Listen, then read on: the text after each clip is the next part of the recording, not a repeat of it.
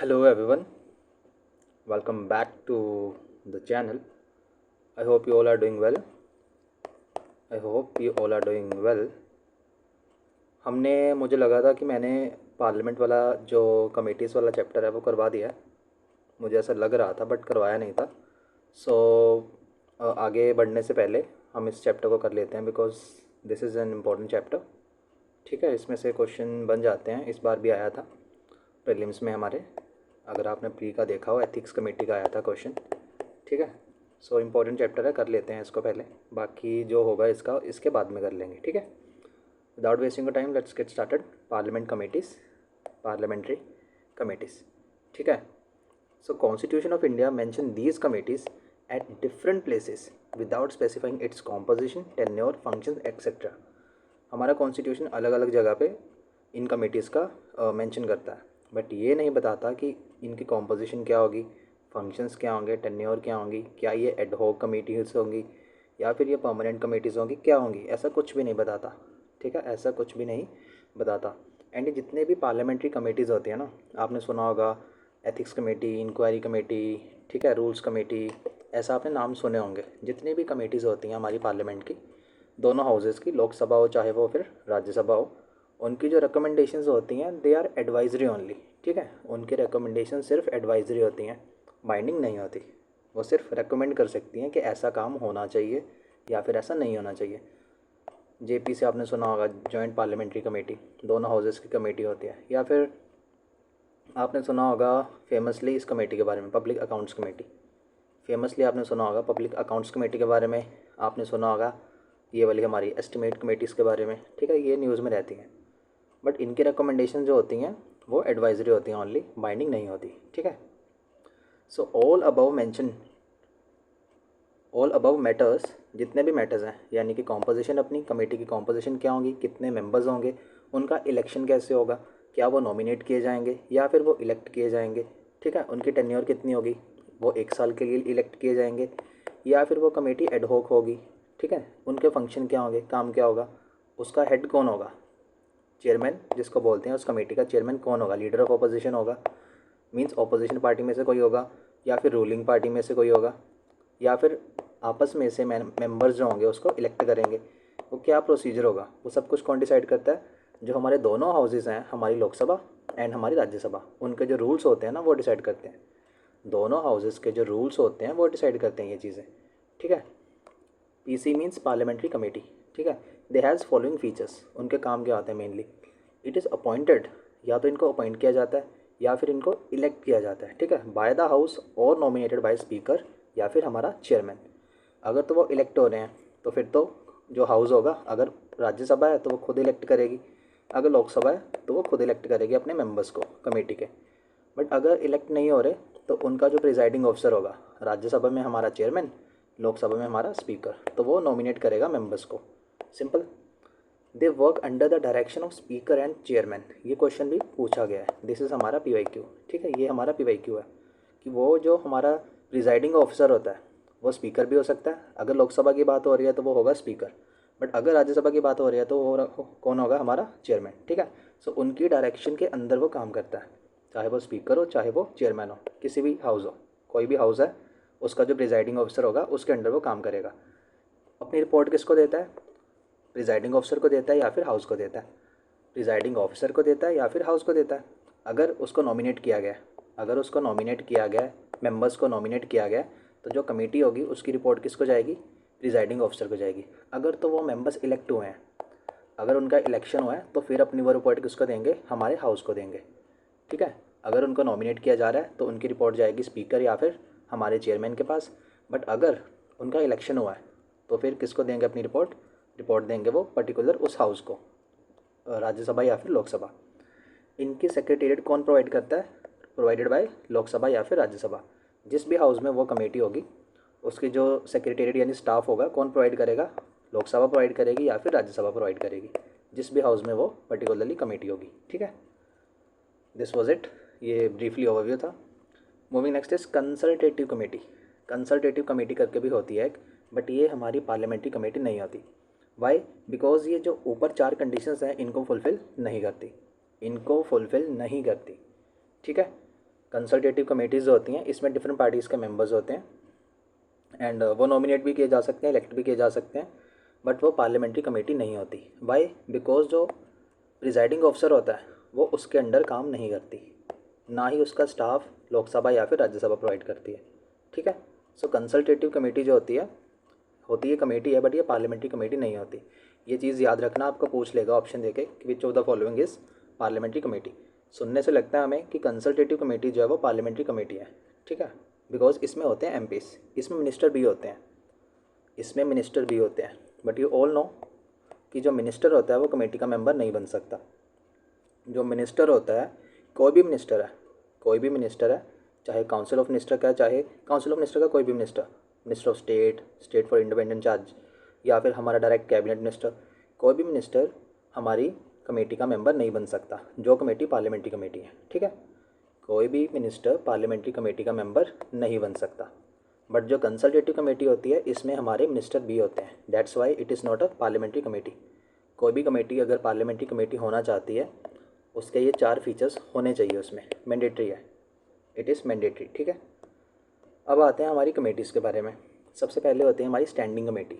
ये वो कमेटीज़ होती हैं जो 1 साल के लिए इलेक्ट की जाती हैं, उसके बाद फिर से इनका रिकॉन्स्टिट्यूशन होता है। उसके बाद जब इसका टेन्योर ख़त्म हो जाएगा, फिर से 1 साल के लिए इलेक्ट की जाएंगी। ये साइकिल चलता रहेगा। ठीक है, जो स्टैंडिंग कमेटी होती है हमारी, इसको 1 साल के लिए इलेक्ट किया जाता है, 1 साल। ठीक है, सिर्फ 1 साल, 2 साल नहीं, 6 मंथ्स नहीं, ओनली 1 ईयर। ठीक है, 1 साल के लिए इलेक्ट किया जाता है।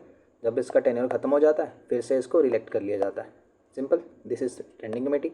इसमें कौन कौन सी आती हैं? अब इसमें आती है फर्स्ट ऑफ ऑल हमारी फाइनेंशियल कमेटी, जो सबसे ज़्यादा इंपॉर्टेंट होती है। ठीक है, ये सबसे ज़्यादा इंपॉर्टेंट होती है फाइनेंशियल कमेटी। इसमें कौन कौन आता है? इसमें सबसे पहले आती है हमारी पब्लिक अकाउंट्स कमेटी। कितने मेंबर्स होते हैं इसमें? टोटल 22 मेंबर्स होते हैं, जिसमें से हमारे 15 मेंबर्स होते हैं लोकसभा से, 7 मेंबर्स होते हैं हमारे राज्यसभा से। 15 members Lok Sabha, 7 members Rajya Sabha. Then आती है हमारे पास एस्टीमेट्स कमेटी। इसका काम होता है बजट से रिलेटेड। ठीक है, इसमें कितने मेंबर्स होते हैं? इसमें 30 मेंबर्स होते हैं। एस्टीमेट कमेटी में 30 मेंबर्स होते हैं। एंड एस्टीमेट कमेटी बिकॉज ये बजट से समहाउ रिलेटेड है, दैट्स वाई इसके जितने भी मेंबर्स होते हैं वो सारे सिर्फ और सिर्फ लोकसभा से होते हैं। यानी इसके 30 मेंबर्स होते हैं टोटल, वो सभी मेंबर्स लोकसभा से होते हैं, सिर्फ और सिर्फ लोकसभा। उसके बाद आती है हमारे पास committee on PSU means public sector undertaking. Committee on PSU, इसमें टोटल 22 मेंबर्स होते हैं। अगेन सेम स्ट्रक्चर, लोकसभा से 15 मेंबर, राज्यसभा से 7 मेंबर। ठीक है, अब एक बार UPSC ने क्वेश्चन पूछा था कि विच of the following committee is the largest committee, means इनमें से किस कमेटी में सबसे ज़्यादा मेंबर्स हैं?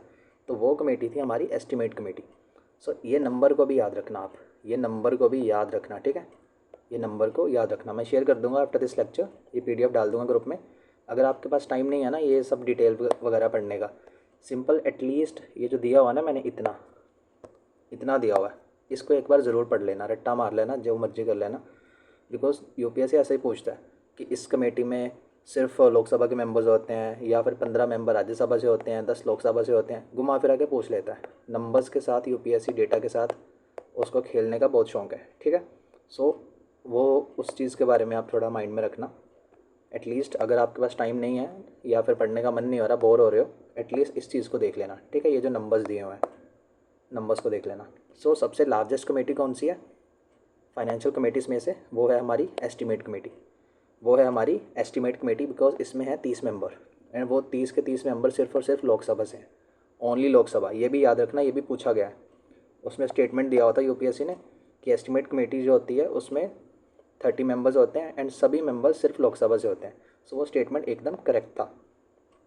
ठीक है, फॉर दैट अगर आपने पढ़ा हुआ है तो हेल्प करेगा, बिकॉज इसमें आप गैस वर्क नहीं कर सकते कि लोकसभा भी होगा राज्यसभा भी होगा, है ना। ये प्योर फैक्ट है, या तो आपको पता है या फिर नहीं पता। सो एस्टीमेट कमेटी 30 मेंबर्स एंड वो सभी के सभी होते हैं हमारी लोकसभा से। Public account committee 22 members, 15 members हमारी लोकसभा से, 7 राज्यसभा से। Committee on PSU same structure, 22 member होते हैं, 15 लोकसभा, 7 राज्यसभा। उसके बाद आती हैं हमारी DRSC, departmental related standing committees. Total 24 हैं। पहले ये 17 होती थी, पहले ये 1994 में आई थिंक इस्टेब्लिश की गई थी, 17 होती थी। 2003 में इनको बढ़ाकर 24 कर दिया गया था। ठीक है, सो ये भी क्वेश्चन पूछा हुआ है यूपीएससी ने कि ये शुरू से ही 24 थी। ये शुरू से ही यूपीएससी ने कहा था कि इनिशियली ये 24 ही थी, कि ओरिजिनली ही ये 24 थी, बट ओरिजिनली 24 नहीं थी, ओरिजिनली थी 17। बाद में इसको 24 किया गया 2003 में। ये भी चीज़ याद रखना, ये भी पीवाईक्यू है हमारा प्रीलिम्स का। ठीक है, ये चीज़ को माइंड में रखना। सो डिपार्टमेंटल लेटर स्टैंडिंग कमेटीज़ जो होती हैं ये अलग अलग मिनिस्ट्रीज़ होती हैं, उसमें डिफरेंट डिफरेंट डिपार्टमेंट्स होते हैं। ठीक है, ये उनके साथ अटैच्ड होती हैं, ये उनका काम को आसान करती हैं, उनके काम में हेल्प करती हैं। इसमें कितने मेंबर्स होते हैं? इसमें 31 मेंबर्स होते हैं। अगर आपको ऑप्शन दे public accounts committee, estimates committee, committee on PSU, departmental letter standing committee, and पूछ ले which of the following is the largest, तब डिपार्टमेंटल लेटर स्टैंडिंग कमेटी जो होगी हमारी वो होगी लार्जेस्ट। वाई? बिकॉज इसमें है 31 मेंबर। जो एस्टिमेट कमेटी है उसमें कितने मेंबर्स थे? 30 मेंबर्स थे। सो एक मेंबर ज़्यादा है इसमें, एक मेंबर इसमें ज़्यादा है। ठीक है, दैट्स वाई डीआरएससी जो है वो लार्जेस्ट कमेटी होती है। लार्जेस्ट कमेटी कौन सी होती है? अगर ऑप्शन दे जिसमें डीआरएससी भी होगा, डिपार्टमेंटल रिलेटेड स्टैंडिंग कमेटी, तो हमारा वो ऑप्शन करेक्ट होगा, वो होगी लार्जेस्ट कमेटी। अगर ये ऑप्शन ना दे, सिर्फ ये दे दे फाइनेंशियल कमेटीज़ और पूछ ले कौन सी लार्जेस्ट है, तब आंख बंद करके आप एस्टिमेट कमेटी पे क्लिक कर देना। वाई? बिकॉज इसमें होते हैं 30 मेंबर्स, इसमें 30 मेंबर्स होते हैं। आई hope this is clear. And जो डीआरएससी होती है ये नॉमिनेटेड होती है, ये भी याद रखना। डीआरएससी जो होती है ये नॉमिनेटेड होती है, इसको इलेक्ट नहीं किया जाता, इसको इलेक्ट नहीं किया जाता। जो प्रिजाइडिंग ऑफिसर होते हैं लोकसभा के या फिर राज्यसभा के स्पीकर या फिर चेयरमैन, वो नॉमिनेट करते हैं जो डिपार्टमेंटल रिलेटेड स्टैंडिंग कमेटी होती है उनके मेंबर्स को। ठीक है, वो नॉमिनेट करते हैं। हमारी लोकसभा से होते हैं 21 मेंबर्स, लोकसभा से 21 मेंबर्स आते हैं, राज्यसभा से आते हैं 10 मेंबर, 21 + 10 हमारा 31 मेंबर्स।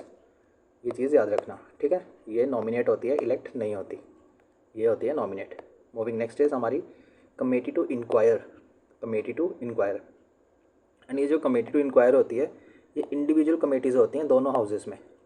राज्यसभा की अलग कमेटी होगी, लोकसभा की अलग कमेटी होगी। ये क्वेश्चन भी पूछा हुआ है यूपीएससी ने, ये क्वेश्चन भी पूछा हुआ है। ठीक है, सो लोकसभा में होगी अलग कमेटी, राज्यसभा में होगी अलग कमेटी, कमेटी टू इंक्वायर। इसमें आता है फर्स्ट कमेटी आती है इसमें committee on petition. Committee on petition, जिसमें राज्यसभा में अगर वो कमेटी है तो उसके 15 मेंबर होंगे, अगर लोकसभा में अगर राज्यसभा में है तो 10 मेंबर, लोकसभा में है तो 15 member. Then committee on privilege. Committee on privileges, Rajya Sabha में कितने मेंबर होते हैं? उसके 10 मेंबर होते हैं, एंड लोकसभा की कमेटी में 15 मेंबर होते हैं। देन एथिक्स कमेटी, ये भी पूछा हुआ है इस साल। एथिक्स कमेटी में कितने होते हैं? 15 मेंबर अपनी लोकसभा में, 10 मेंबर अपनी राज्यसभा में। आई होप दिस इज़ क्लियर। ठीक है, ये एकदम से आपको याद नहीं होने वाला, आई नो, मुझे भी भूल जाता है, स्टिल मुझे भूल जाती हैं ये चीज़ें, बट अगर आप नहीं करोगे तो कोई और कर लेगा एंड उसका क्वेश्चन सही हो जाएगा। ठीक है, सो इट्स अ कॉम्पिटिशन, आपको थोड़ा सा एक्स्ट्रा एफर्ट करना पड़ेगा। ठीक है, committee to inquire individual committee होती है दोनों हाउसेस में। कौन सी होती है?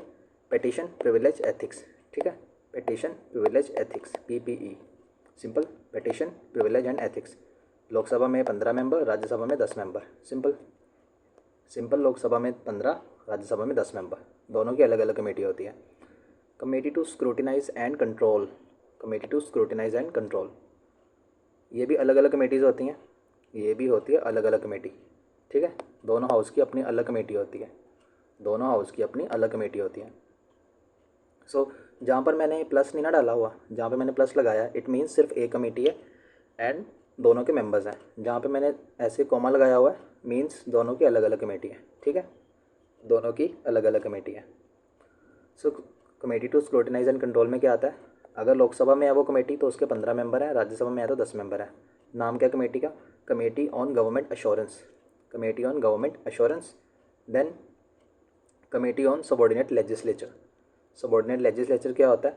गवर्नमेंट क्या करती है, हमारी पार्लियामेंट क्या करती है, वो जस्ट बिल पास करके उसको एक्ट बनाती है, एंड उस एक्ट के अंदर क्या रूल्स होंगे, क्या रेगुलेशंस होंगी, ठीक है, क्या नॉर्म्स बनाई जाएंगी, वो सारा कुछ कौन करता है? हमारा एग्जीक्यूटिव करता है। उसी चीज़ को बोलते हैं सबॉर्डिनेट लेजिस्लेचर। सो दोनों हाउसेस की अलग अलग कमेटीज़ होती हैं। लोकसभा कमेटी में 15 मेंबर होते हैं, राज्यसभा में भी 15 मेंबर होते हैं। ये चीज़ को मैंने इसीलिए यहाँ पे लाइन लगाया हुआ है बिकॉज दोनों में सेम नंबर ऑफ़ मेंबर्स होते हैं, दोनों में सेम नंबर्स ऑफ मेंबर्स होते हैं, इसीलिए मैंने इसको ऐसे बॉक्स बनाया हुआ था, बाकी सब में अलग अलग होते हैं। ठीक है, ये याद रखना। सबॉर्डिनेट लेजिस्लेचर में दोनों के पास 15 एंड 15 मेंबर्स होते हैं। Then committee on paper laid on the table, committee on paper laid on the table, Lok Sabha में 15 मेंबर, राज्यसभा में 10 मेंबर, लोकसभा में 15, राज्यसभा में 10। Then committee on welfare of SC ST, committee on welfare of SC ST, ये दोनों houses की common committee होती है, that's why यहाँ पे मैंने प्लस लगाया हुआ है, दैट्स वाई यहाँ पे मैंने प्लस लगाया हुआ है। ठीक है, committee on welfare of SC ST total 30 members होते हैं, 30 मेंबर होते हैं टोटल। लोकसभा से 20 मेंबर आएंगे, राज्यसभा से 10 मेंबर आएंगे। ठीक है, लोकसभा से 20, राज्यसभा से 10। Then committee on women empowerment, ये भी कॉमन कमेटी होती है दोनों हाउसेस की, टोटल 30 मेंबर्स होते हैं। लोकसभा से आते हैं 20 मेंबर, राज्यसभा से आते हैं 10 मेंबर, लोकसभा से 20, राज्यसभा से 10 member. Then joint committee on office of profit, office of profit पे जॉइंट कमेटी, टोटल 15 मेंबर्स होते हैं, 10 लोकसभा से, 5 राज्यसभा से। Committee on office of profit total 15 member, 10 हमारी लोकसभा से आएंगे, 5 हम आएंगे राज्यसभा से, 5 मंगाएंगे हम राज्यसभा से। सो ये था ब्रॉडली ओवरव्यू। उसके बाद committee with regards to day business of the house, committee with regards to day business of the house. सबसे पहली आ जाएगी हमारी business advisory committee. Business advisory committee जो होती है, इसका हेड आपको पता होगा, लोकसभा में होता है हमारा स्पीकर, राज्यसभा में इसका हेड कौन होगा, राज्यसभा में इसका हेड होगा अपना चेयरमैन। ठीक है, राज्यसभा में इसका हेड होगा अपना चेयरमैन। सो बिजनेस एडवाइजरी कमेटी, इसमें प्रिजाइडिंग ऑफिसर इंक्लूड होता है। प्रिजाइडिंग ऑफिसर मीन्स लोकसभा का स्पीकर, राज्यसभा का अपना चेयरमैन, लोकसभा का स्पीकर एंड राज्यसभा का अपना चेयरमैन बिजनेस एडवाइजरी कमेटी में। ठीक है, टोटल मेंबर्स कितने होते हैं, टोटल मेंबर हमारी लोकसभा में इसके 15 मेंबर्स होते हैं, बिकॉज दोनों हाउसेस की बिजनेस एडवाइजरी कमेटी अलग अलग होती है। ठीक है, लोकसभा कमेटी में 15 मेंबर्स होते हैं, जिसमें हमारा प्रिजाइडिंग ऑफिसर यानी स्पीकर भी इंक्लूडेड होता है एंड वो चेयरमैन होता है इस कमेटी का। राज्यसभा में टोटल 11 मेंबर्स होते हैं, राज्यसभा में अपने 11 मेंबर्स होते हैं एंड इसमें भी प्रिजाइडिंग ऑफिसर इंक्लूडेड होता है, मीन्स हमारा चेयरमैन इसमें इंक्लूडेड होता है। Then committee on private members bill, committee on private members bill, Rajya Sabha में लोकसभा में हमारे 15 मेंबर्स होते हैं, राज्यसभा में हमारे कितने होते हैं, राज्यसभा में हमारे भी 15 मेंबर्स होते हैं, राज्यसभा में भी 15 मेंबर्स होते हैं एंड इसमें प्राइवेट मेंबर बिल वाली कमेटी में जो डेप्यूटी स्पीकर होता है वो चेयरमैन होता है। ठीक है, डेप्यूटी स्पीकर चेयरमैन होता है राज्यसभा वाली कमेटी में, प्राइवेट मेंबर बिल वाली। ठीक है, committee on private member bill, उसका चेयरमैन कौन होगा, राज्यसभा में अगर वो कमेटी अपना लोकसभा में है तो डेप्यूटी स्पीकर हमारा चेयरमैन होगा। एंड वन थिंग इज, इसको लेकर थोड़ा कन्फ्यूज़न हो गया मुझे, जो प्राइवेट मेंबर कमेटी होती है ना, ये सिर्फ हमारी लोकसभा में होती है। प्राइवेट मेंबर कमेटी जो होती है ये सिर्फ हमारा लोकसभा में होती है। ठीक है, मैं कंफ्यूज कर गया था, सॉरी। प्राइवेट मेंबर बिल के ऊपर जो कमेटी है वो सिर्फ और सिर्फ हमारी लोकसभा में होगी, सिर्फ लोकसभा में होगी। ठीक है, इसके ऊपर ऐसे स्टार मार्क कर लेना, बिकॉज कंफ्यूज हो जाते हैं हम, मैं खुद हो गया था। Committee on private member bill सिर्फ लोकसभा में होती है। ठीक है, एंड टोटल 15 मेंबर होते हैं, इसका जो चेयरमैन होता है वो डेप्यूटी स्पीकर होता है, डेप्यूटी स्पीकर। ठीक है, डेप्यूटी स्पीकर। रूल्स कमेटी, जो रूल्स कमेटी होती है ये सिर्फ और सिर्फ लोकसभा में होती है। टोटल मेंबर इसके 15 होते हैं, टोटल मेंबर इसके होते हैं 15। ठीक है, टोटल मेंबर 15 होते हैं, सॉरी इसके नहीं है, रोको, this one, let me clear. ये जो लिखा हुआ है ना ओनली इन लोकसभा, ये प्राइवेट मेंबर बिल वाली कमेटी के बारे में है। ठीक है, ऐसे आइए, प्राइवेट मेंबर बिल कमेटी सिर्फ लोकसभा में होती है, टोटल 15 मेंबर होते हैं, उसका चेयरमैन डेप्यूटी स्पीकर होता है। जो रूल्स कमेटी है दोनों हाउसेस में होती हैं, लोकसभा में 15 मेंबर, राज्यसभा में 16 मेंबर। ठीक है, लोकसभा में 15, राज्यसभा में 16 मेंबर। अगर कोई कन्फ्यूज़न आए जब आप नोट्स पढ़ रहे हो, है ना, बिकॉज कुछ चीज़ें मैंने लिखी हैं ऐसी हैं जहाँ पे आपको कन्फ्यूज़न हो सकती है, तो आप उसका स्क्रीनशॉट लेके मुझे सेंड कर देना, बिकॉज कुछ चीज़ें मैंने अपने माइंड के हिसाब से लिखी थी, तो आप कन्फ्यूज़ हो सकते हो। ठीक है, फॉर दैट रीज़न आप सेंड कर देना मुझे। Moving next is house keeping committee. House keeping committee सबसे पहले आती है इसमें general purpose committee. General purpose committee, इसमें कौन कौन से मेंबर्स होते हैं, ये इसमें हमारा प्रिजाइडिंग ऑफिसर होता है। प्रिजाइडिंग ऑफिसर मीन्स जो स्पीकर है या फिर चेयरमैन है, उसके साथ हमारा डेप्यूटी ऑफिसर होता है। Deputy officer means deputy chairman या फिर डेप्यूटी स्पीकर। देन पैनल होता है साथ में, जो मैंने पढ़ाया था ना 10 मेंबर्स का पैनल इलेक्ट किया जाता है स्पीकर एंड चेयरमैन का, वो इसमें इंक्लूड होता है। उसके साथ DSC यानी डिपार्टमेंटल रिलेटेड स्टैंडिंग कमेटी भी होती है, and more by presiding officer. Presiding officer चाहे तो और को भी इंक्लूड कर सकता है। सिंपल सिंपल ये याद रखना कि जो जनरल पर्पज़ कमेटी होती है ना, उसका हेड कौन होता है? उसका हेड होता है अपना presiding officer. Presiding officer means speaker या फिर चेयरमैन। ये पूछा हुआ है पहले भी, ये UPSC ने पूछा हुआ है कि प्रिजाइडिंग ऑफिसर का हेड कौन होता है? ये अपना स्पीकर होता है या फिर चेयरमैन होता है। हाउस कमेटी, उसके बाद होती है अपनी हाउस कमेटी। ये लोकसभा में कितने मेंबर्स होते हैं? लोकसभा में इसके होते हैं 12 मेंबर्स। ठीक है, लोकसभा में इसके 12 मेंबर्स होते हैं, एंड ये सिर्फ लोकसभा में होती है। लाइब्रेरी कमेटी, जो लाइब्रेरी कमेटी होती है, ये दोनों की कंबाइंड कमेटी होती है, दोनों हाउसेस की। लोकसभा से 6 मेंबर, राज्यसभा से 3 member. Then joint committee on salary and allowance, इसमें टोटल 15 मेंबर्स होते हैं। 10 होते हैं अपने लोकसभा के, 5 होते हैं अपने राज्यसभा के। 10 लोकसभा, 5 राज्यसभा। ठीक है, कन्फ्यूज़न मुझे लग रहा है कि आपको हो रही है, बिकॉज़ नंबर्स में काफ़ी कंफ्यूज हो जाते हैं हम। सो आराम से करना है इसको, ऐसा कुछ जल्दबाजी करने की ज़रूरत नहीं है।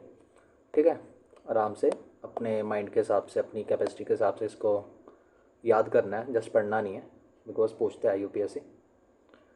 ये था हमारा स्टैंडिंग कमेटीज़ जो 1 साल के लिए बनाई जाती हैं, या तो इलेक्ट होती हैं या फिर नॉमिनेट होती हैं। अब नाउ हमारे पास है एडहॉक कमेटीज़, जिनको किसी पर्पस के लिए बनाया जाता है, एंड जब वो पर्पस फुलफ़िल हो जाता है उसके बाद वो कमेटी क्या हो जाती है, उसको डिमोलिश कर दिया जाता है, काइंड ऑफ। ठीक है, डिसेंबल कर दिया जाता है। सो एडहॉक कमेटी में कौन कौन आती है? सबसे पहली आती है हमारी इंक्वायरी कमेटी। नाम से क्लियर है, अगर कोई इशू हुआ है तो उसकी इंक्वायरी के लिए कमेटी बनेगी। Then advisory committee on bills, नई जब भी कोई नया बिल आता है उस बिल के ऊपर एक कमेटी बनाई जाती है।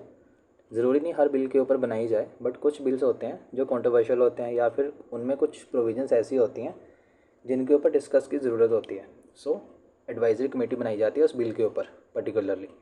ठीक है, जो एडवाइस करती है गवर्नमेंट को या फिर पार्लियामेंट को। सो जब वो बिल का काम ख़त्म हो जाता है तो वो कमेटी अपने आप हट जाती है। एडहॉक कमेटी बनाता कौन है? बाय द हाउस और by presiding officer. House means house elect भी कर सकता है उसको, या फिर जो प्रिजाइडिंग ऑफिसर होगा, स्पीकर या फिर चेयरमैन, दोनों हाउसेस के अपने अपने, वो क्या करेंगे? नॉमिनेट भी कर सकते हैं अपने मेंबर्स को। ठीक है, नॉमिनेट भी कर सकते हैं अपने मेंबर्स को।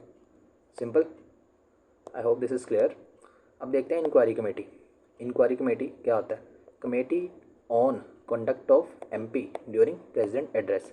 जब भी न्यू ईयर होता है, जब भी नया साल होता है, या फिर जब भी न्यू लोकसभा की फर्स्ट मीटिंग होती है, ठीक है, जॉइंट सिटिंग होती है, तब तब प्रेसिडेंट क्या करती है? प्रेसिडेंट जॉइंट एड्रेस करती हैं। ये चीज़ मैंने अपने जब हम पढ़ रहे थे प्रेसिडेंट वाला चैप्टर उसमें देखी थी, है ना, कि जब भी अपना न्यू लोकसभा इलेक्ट होगी या फिर फर्स्ट सेशन होगा न्यू ईयर का, तब पार्लियामेंट एड्रेस करती हैं जॉइंट हाउसेस को, दोनों हाउसेस को। उसको बोलते हैं प्रेसिडेंट एड्रेस।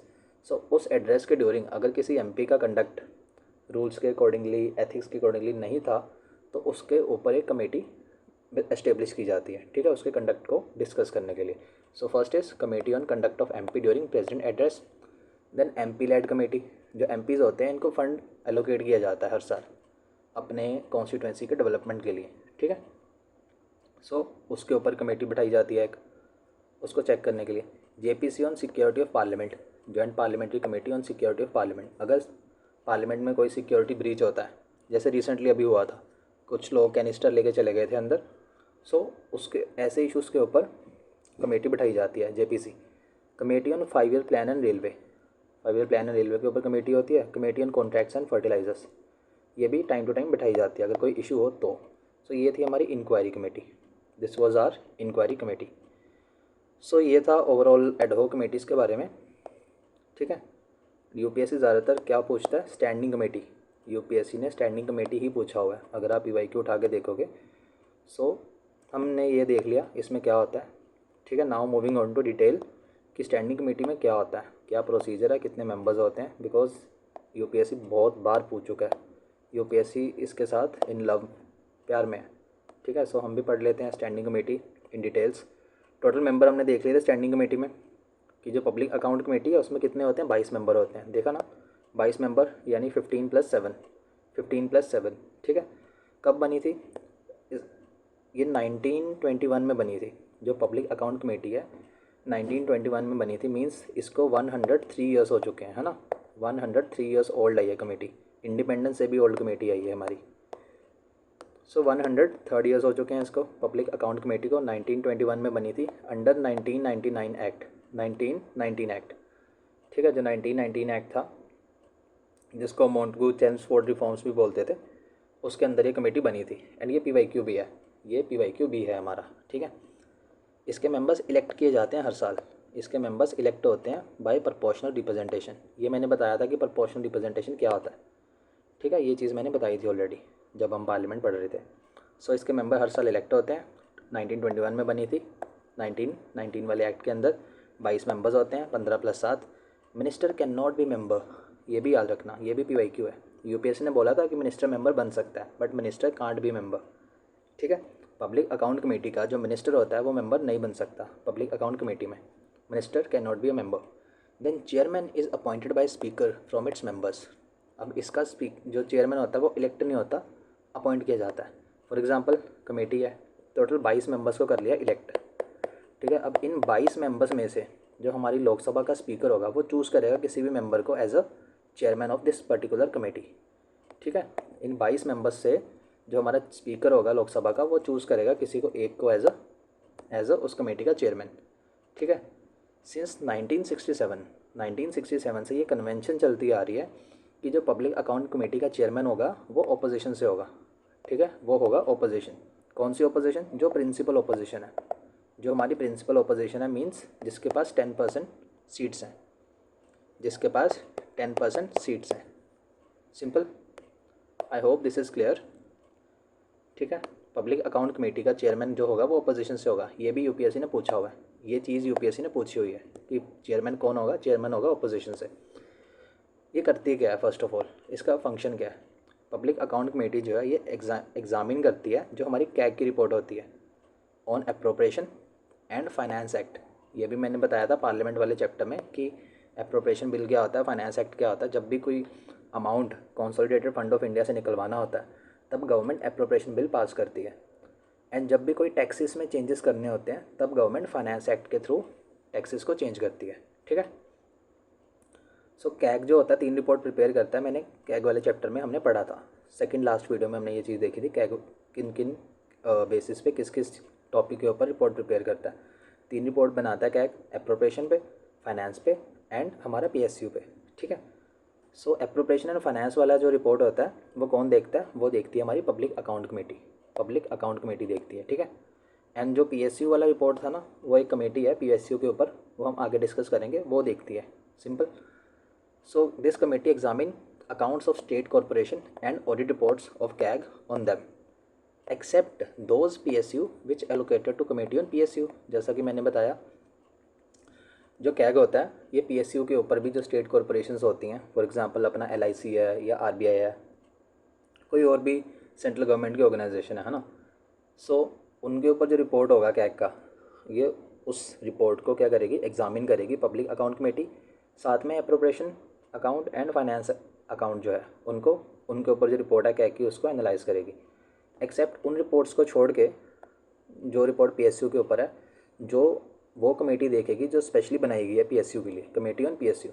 उन रिपोर्ट्स को छोड़ के बाकी सारी रिपोर्ट्स जो हैं PSU को रिलेटेड हमारी पब्लिक अकाउंट कमेटी देखेगी। देन एग्जामिन करता है ये report of autonomous and semi autonomous bodies and audit report on them by CAG. कुछ बॉडीज़ होती हैं, फॉर एग्जांपल हमारा RBI ऑटोनॉमस बॉडी है, ठीक है। ऐसे ही और भी कोई ऑटोनॉमस या फिर सेमी ऑटोनॉमस बॉडीज़ होंगी, उनकी जो ऑडिट रिपोर्ट होगी कैग के द्वारा उसको ये एग्जामिन करेगी public account committee. Consider report of CAG on account of stores and stocks. जो गवर्नमेंट के डिफरेंट डिपार्टमेंट्स के स्टॉक एंड स्टोर्स होते हैं उसको क्या करेगा? ये एग्जामिन करेगी। एग्जामिन करती है reappropriation of money and money spent in excess during financial year.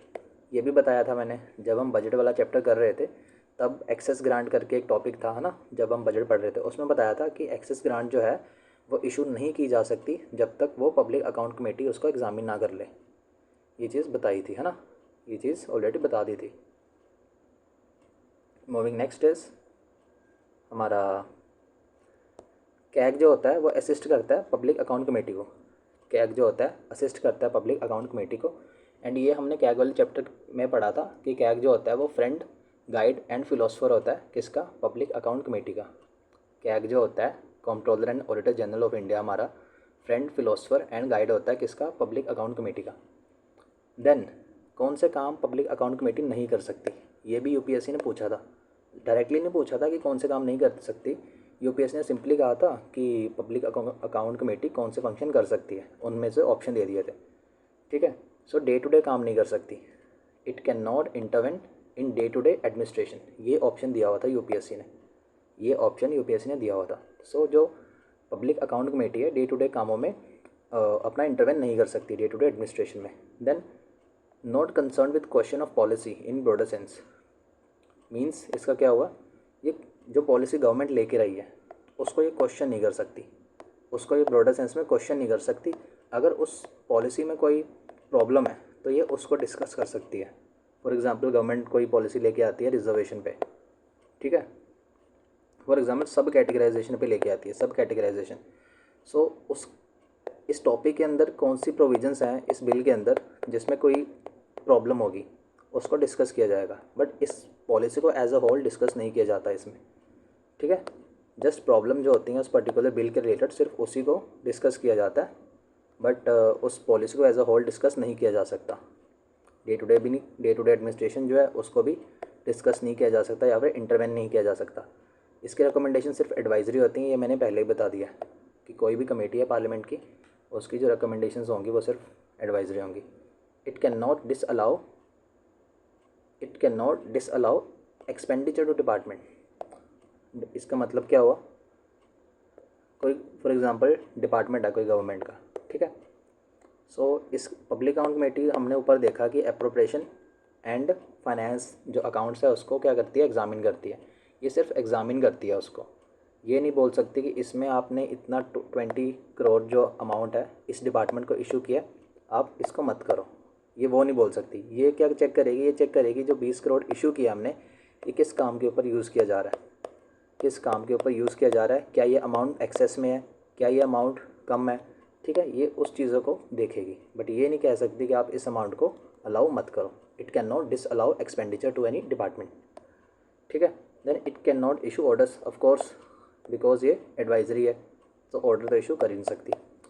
I hope हमारी कमेटी ये वाली आपको क्लियर है, कोई आपको डाउट नहीं है।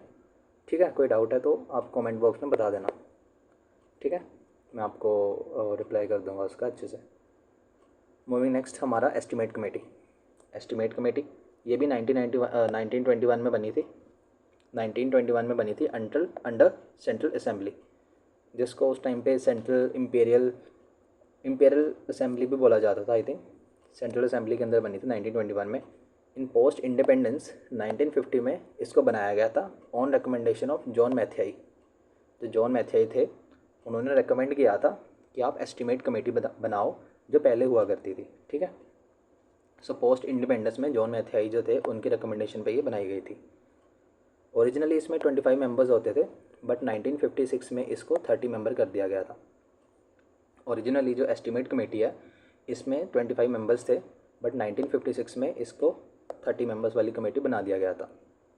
एंड जितने 30 के 30 मेंबर्स होते हैं सिर्फ लोकसभा से होते हैं, ये मैंने ऑलरेडी बता दिया ऊपर।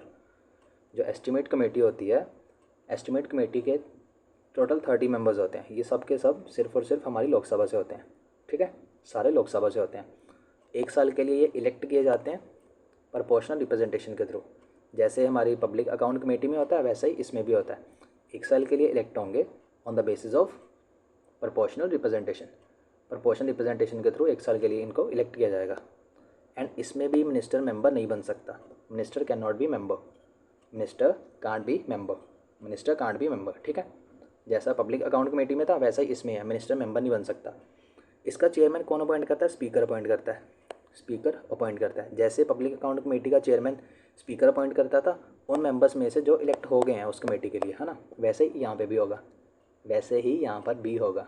ठीक है, एंड चेयरमैन इसका कौन होता है, रूलिंग पार्टी से ही होता है। इसका चेयरमैन सिर्फ और सिर्फ रूलिंग पार्टी से होता है। हमने देखा पब्लिक अकाउंट कमेटी में कि उसका चेयरमैन होगा ओपोजिशन से, उसका चेयरमैन ओपोजिशन से होगा, बट जो एस्टीमेट कमेटी होती है इसका चेयरमैन सिर्फ और सिर्फ रूलिंग पार्टी से होता है। एस्टीमेट कमेटी का जो चेयरमैन होता है सिर्फ रूलिंग पार्टी से होता है। इसका काम क्या होता है, ये बजट एंड एस्टीमेट्स जो होते हैं उनको क्या करती है, एग्जामिन करती है। मैंने ऊपर बताया था कि जो हमारी ये वाली कमेटी होती है एस्टीमेट कमेटी, इसका काम होता है बजट के साथ रिलेटेड। दैट्स वाई इसमें सिर्फ और सिर्फ लोकसभा के मेंबर्स होते हैं, 30 के 30 मेंबर्स सिर्फ लोकसभा से होते हैं। चेयरमैन भी रूलिंग पार्टी से होता है, ये भी याद रखना, ये भी यूपीएससी ने पूछा हुआ है। काम क्या करता है, बजट को एंड एस्टीमेट्स को क्या करता है, एग्जामिन करता है। Report what economies improvement in organisation with policy underlying estimate can be affected. ये काम क्या करता है, ये गवर्नमेंट को रिकमेंडेशन देता है कि आप कैसे मनी को इफेक्टिवली यूटिलाइज़ कर सकते हो। ठीक है, कोई भी गवर्नमेंट का डिपार्टमेंट है, अगर उसको कम पैसे मिले हैं तो उसको ये रिकमेंड करेगा कि भाई आप इतने पैसे को कैसे अच्छे से यूज़ कर सकते हो। ठीक है, रिकमेंड करता है पॉलिसी एक्शंस को, सजेस्ट करता है alternative policies to bring efficiency. जैसे बताया, बिकॉज हमारे पास लिमिटेड बजट है, कोई भी इकॉनमी होती है उसके पास अमाउंट जो होता है, मनी जो होती है ना, वो लिमिटेड होती है। सो हम मनी को इंक्रीज़ नहीं कर सकते, टू सम एक्सटेंड कर सकते हैं बट एक्सपोनेंशियली नहीं कर सकते। ठीक है, सो हमें क्या करना पड़ेगा, हमें इसमें एफिशिएंसी लानी पड़ेगी कि हम इस अमाउंट को अच्छे से यूटिलाइज़ कर सकें, वेस्टेज ना हो। सो ये ऑल्टरनेटिव सजेस्ट करता है एफिशिएंसी लाने के लिए। Suggest form in which estimates are prescribe to parliament. ये भी बताता है कि किस फॉर एग्जांपल किस फॉर्मेट में, किस फॉर्म में हमारे एस्टिमेट जो हैं वो पार्लियामेंट में प्रिस्क्राइब किए जाएँ। ठीक है, एग्जामिन करता है money limit concerning policy in estimate. जो मनी लिमिट होती है, कोई पॉलिसी लेकर आई है गवर्नमेंट, ठीक है, उसका कोई अमाउंट सेंक्शन हुआ, फॉर एग्जांपल 700 करोड़, उसको ये एग्जामिन करता है कि या अमाउंट एक्सेस तो नहीं है, ये अमाउंट एडिक्वेट होगा या फिर नहीं होगा, कुछ गड़बड़ तो नहीं है एलोकेशन में, वो सब कुछ देखता है। कौन से काम ये कमेटी नहीं कर सकती, कौन से काम हमारी एस्टिमेट कमेटी नहीं कर सकती। It can not inquire PSUs allocated to PSU committee. जो PSUs हमारी कमेटी ऑन PSU होती है, अलग से कमेटी ऑन PSU होती है, अलग से मैंने बताया, वो जो मैटर देखेगी वो वाला मैटर ये कमेटी नहीं उठा सकती। सिंपल, ये बजट को एग्जामिन नहीं कर सकती, can not examine budget estimates,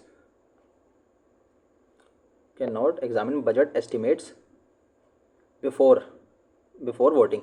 इसका क्या मतलब हुआ, जब बजट के ऊपर वोट हो जाएगी, हमने पार्लियामेंट वाले चैप्टर में पढ़ा था बजट का प्रोसेस क्या होता है। जब वोट हो जाती है ना किसी डिपार्टमेंट के लिए, ग्रांट फॉर एग्जांपल ग्रांट जो थी किसी डिपार्टमेंट को इशू कर दी गई ऑलरेडी, डिफेंस वाला डिपार्टमेंट है हमारा, ठीक है, डिफेंस मिनिस्ट्री है, उसको हमने 200 करोड़ इशू कर दिए, simple.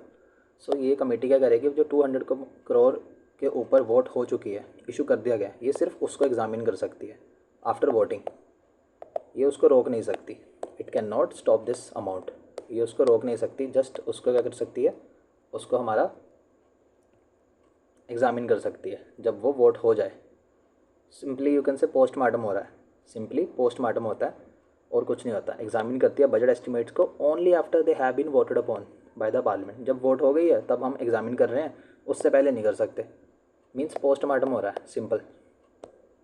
It can not question the policy laid down in the parliament. Same चीज़ है जो हमने ऊपर देखा पब्लिक अकाउंट कमेटी में, वैसा ही इसमें है कि पॉलिसी को क्वेश्चन नहीं कर सकती, पॉलिसी को क्वेश्चन नहीं कर सकती। Then it examine every year only selected ministries by rotation, it covers all. ठीक है, अब 1 साल का इसका ड्यूरेशन होता है, 1 साल में कितनी मिनिस्ट्रीज़ हैं, सबको तो उठा नहीं सकती, सबके मैटर्स को ये उठा नहीं सकती। सो बाय रोटेशन ये हर मिनिस्ट्री को कवर करती है। ठीक है, बाय रोटेशन हर मिनिस्ट्री को ये कवर करती है। It do not have CAG assistance. जो हमारी एस्टिमेट कमेटी होती है, इसमें हमारा CAG जो होता है, controller and auditor general of India, वो असिस्ट नहीं करता, वो असिस्ट नहीं करता, ये भी याद रखना आप। ठीक है, असिस्ट किस में करता है, सिर्फ और सिर्फ पब्लिक अकाउंट कमेटी में, सिर्फ और सिर्फ जो हमारी पब्लिक अकाउंट कमेटी होती है उसको हमारा कैग जो होता है, controller and auditor general, assist करता है, और किसी भी कमेटी को कैग हमारा असिस्ट नहीं करता। ये चीज़ को याद रखना, ठीक है, इसीलिए मैंने हाईलाइट की हुई है, बिकॉज UPSC क्वेश्चन फ्रेम कर लेता है ऐसी चीज़ों से।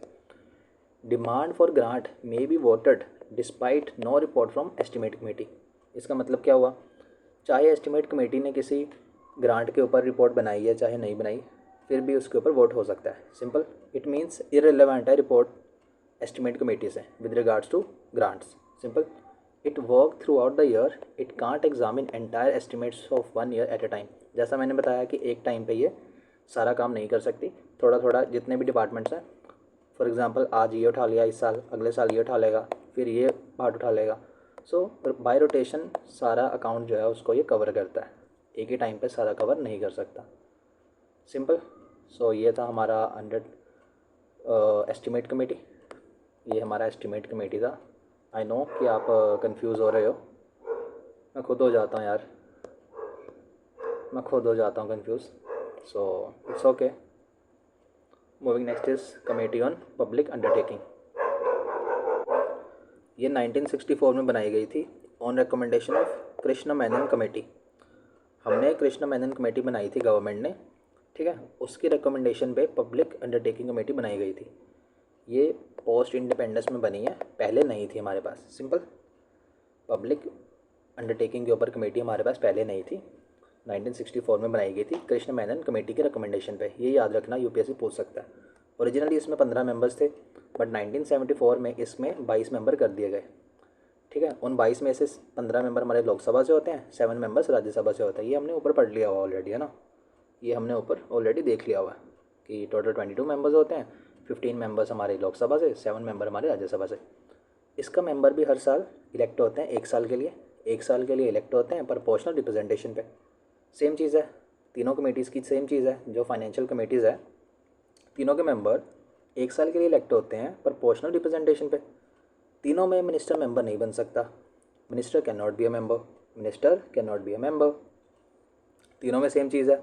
आई होप दिस इज़ क्लियर। इसमें कोई कन्फ्यूज़न नहीं होना चाहिए आपको कि तीनों में एक साल के लिए इलेक्ट हो रहे हैं मेंबर, प्रोपोर्शनल रिप्रेजेंटेशन पे मिनिस्टर मेंबर नहीं बन सकता। सिंपल। चेयरमैन कौन अपॉइंट करता है? चेयरमैन इसका स्पीकर अपॉइंट करता है, जैसे ऊपर दो कमेटीज़ में हुआ, from Lok Sabha members only, from Lok Sabha members only. Committee on public undertakings, जो पीएसयू के ऊपर कमेटी है पब्लिक अंडरटेकिंग वाली, उसका जो चेयरमैन होगा वो स्पीकर अपॉइंट करेगा। ये तो तीनों कमेटी में सेम है, तीनों कमेटी में सेम है कि स्पीकर चेयरमैन को अपॉइंट करता है उन मेंबर्स में से जो इलेक्ट हो चुके हैं। बट जो ऊपर वाली दो कमेटीज़ हैं, जो ऊपर वाली दो कमेटीज़ हमने पढ़ी, उसमें चेयरमैन जो है वो लोकसभा से भी हो सकता है, राज्यसभा से में से भी हो सकता है। बट जो पब्लिक अंडरटेकिंग वाली कमेटी है उसका चेयरमैन सिर्फ और सिर्फ लोकसभा में से होगा। लोकसभा का जो मेंबर इलेक्ट हुआ होगा उनमें से उसको चूज़ किया जाएगा bye the speaker. I hope this thing is clear, इसमें कंफ्यूज मत होना, ठीक है। जो पीएसयू वाली कमेटी है इसका चेयरमैन स्पीकर अपॉइंट करेगा, किन में से? लोकसभा वाले मेंबर्स में से, ठीक है। ये काम क्या करती है? ये कमेटी का काम क्या है? ये एग्जामिन करती है accounts of PSU, CAG report on PSU, ठीक है। जो पीएसयूज होती हैं हमारी पब्लिक सेक्टर अंडरटेकिंग्स, एंड जो कैग की रिपोर्ट होती है उनके ऊपर, उसको ये एग्जामिन करती है। एग्जामिन करती है affairs of PSU from business principles. Business principle means क्या वो प्रॉफिटेबल है या फिर नहीं है, क्या वो सिक एंटरप्राइजेस तो नहीं बन गई। सिक मीन्स क्या वो कॉन्टीन्यूस लास्ट 3-4 सालों से लॉसेस में तो नहीं है, क्या उसको कैरी ऑन करना वाइबल डिसीजन होगा। ये चीज़ें वो एग्जामिन करती है। Examine other functions of public account committee and estimate committee with regards to PSU which are allocated by the speaker. जो स्पीकर होते हैं वो public account committee and estimate committee के कुछ फंक्शन जो होते हैं, कुछ काम जो होते हैं पीएसयू के रिगार्डिंग ओनली, ठीक है, सिर्फ पीएसयू के रिगार्डिंग वो एलोकेट कर देता है स्पीकर। किसको? कमेटी ऑन पब्लिक एंटरप्राइजेस को, ठीक है, पब्लिक अंडरटेकिंग्स को। सो वो उस चीज़ को भी ये एग्जामिन करती है, ठीक है, उस चीज़ को भी ये एग्जामिन करती है। Sorry for the background noise, sorry for the background noise. इसकी लिमिटेशन क्या होती हैं? जो पीएसयू कमेटी है इसकी लिमिटेशन क्या होती है? Major government policy matters distinct from business function of PSU can't be taken up by it, ठीक है। जो बिजनेस फंक्शंस के रिगार्डिंग इसका काम नहीं है। फॉर एग्जांपल पीएसयू है, पीएसयू है कोई, हम ले लेते हैं अपनी एलआईसी को। एलआईसी को इसका मेन काम क्या है? इंश्योरेंस, है ना, इसका मेन काम इंश्योरेंस है, लाइफ इंश्योरेंस। बट ये इसके अलावा कोई और पॉलिसी मैटर भी उठा लेती है, कोई और पॉलिसी मैटर उठा लेती है। सो जो पीएसयू वाली कमेटी है ना हमारी, ये इस काम को एग्जामिन नहीं कर सकती, ये सिर्फ इंश्योरेंस वाले काम को एग्जामिन कर सकती है एलआईसी का। बिकॉज एलआईसी का मेन कोर एरिया क्या है? इंश्योरेंस। बट एलआईसी ने फॉर एग्जांपल एलआईसी कोई और काम भी कर रहा है, कोई कम्युनिकेशन सर्विसेज प्रोवाइड कर रहा है, ये उसको एग्ज़ामिन नहीं कर सकती, उसको एग्ज़ामिन नहीं कर सकती। Simple. I hope this thing is clear. ठीक है। Then day to day administration वाला मैटर तो नहीं कर सकती, ये तो मैंने पहले ही बताया कि कोई भी committee day to day administration वाले मैटर्स में इंटरवेन नहीं कर सकती। Can not take up matters for which special machinery is set up for particular PSU। अब SPV सेटअप किया जाता है, स्पेशल पर्पस व्हीकल जो होते हैं ना, कुछ हमारी अंडरटेकिंग्स होती हैं, पब्लिक सेक्टर अंडरटेकिंग्स, उसके लिए स्पेशल पर्पस व्हीकल बनाए जाते हैं, या फिर उनके लिए स्पेशल से एक मशीनरी या फिर स्पेशल से कमेटी बनाई जाती है उनके मैटर्स को एग्जामिन करने के लिए। सो ये वाली कमेटी जो है हमारी, committee on public sector enterprises, उन मैटर्स को नहीं एग्जामिन कर सकती। Simple. Can't take up more than 10 to 12 PSUs in a year, because ये कमेटी जो होती है, लिमिट, इसकी अपनी लिमिट होती है, इसमें एक्सपर्ट्स तो होते नहीं हैं, MPs होते हैं, एंड आपको तो पता है MPs के पास इतनी नॉलेज नहीं होती टेक्निकल मैटर्स की। ठीक है, हर MP के पास टेक्निकल मैटर्स के ऊपर नॉलेज नहीं होती, दैट्स वाई 10 to 12 PSUs ही एक साल में ही उठा सकते हैं। एंड ये काफ़ी लेंदी प्रोसेस भी होता है, so it is not humanly possible कि वो एक साल में सारी PSU को उठा के उनका काम ख़त्म कर दें, मीन्स उनको एग्जामिन कर लें, है ना। It does not look into technical matters because members are not technician, technical नहीं होते, सो उनको टेक्निकल मैटर्स का क्या समझ होगा, है ना। आप तो जानते ही हैं ये था हमारा PSU वाला कमेटी। आई होप कि आपको क्लियर होगा। आई नो कि इसमें कन्फ्यूज़न के चांसेस बहुत ज़्यादा हैं, बिकॉज़ मैं खुद भी कंफ्यूज हो जाता हूँ जब पढ़ता हूँ, बट क्या करें, करना पड़ेगा। बार बार करोगे तो आपको हो जाएगा ये माइंड में। ठीक है, एक दो बार पढ़ने से नहीं होगा, so it's okay, take some time. अब आते हैं DRSC के ऊपर, departmental related standing committees. DRSC 1993 में सेटअप हुई थी, बताया था मैंने। ठीक है, पहले कितनी थी, ओरिजिनली 17 थी, 2004 में इसको 24 बना दिया गया। पहले ये सिर्फ 17 थी। 1993 में डिपार्टमेंटल रिलेटेड स्टैंडिंग कमेटीज़ को बनाया गया था। ठीक है, तब इनका नंबर 17 था।